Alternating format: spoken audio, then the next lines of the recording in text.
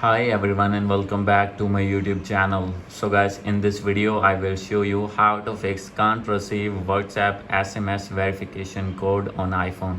So guys, when you try to log in your WhatsApp in your iPhone or in your Android phone and you will see that verification code is not received, I will help you how can you fix this problem.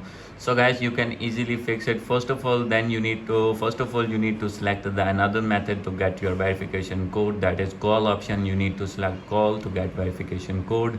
And guys, if still not get that code, then no need to worry, you have to open your settings, click on Wi-Fi, make sure that you have connected with strong internet connection, and after this go back, scroll it down, click on general, check for software update, and you need to update your iPhone to latest iOS version. Scroll it down, and from here you need to check your VPN connection. If you have connected any VPN, you need to disconnect your VPN, and now you need to go back, click on transfer or reset iPhone, click on reset, and you need to reset your network settings. And after this guys, you need to go back.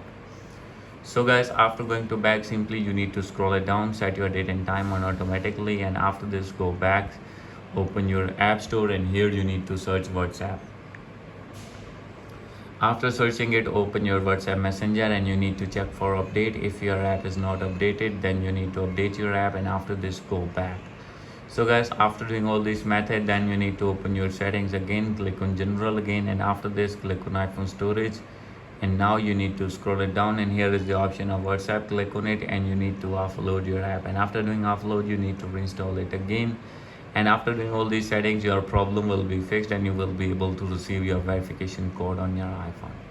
And guys, if still not get that option, then guys, you need to restart your device, and you need to open your Safari browser, and you need to search WhatsApp support, and you need to contact with your WhatsApp support team, and you have to tell your problem, and they will review your problem, and they will fix your problem. So guys, hope you like this video. If you like this video, please do subscribe my channel. Thank you.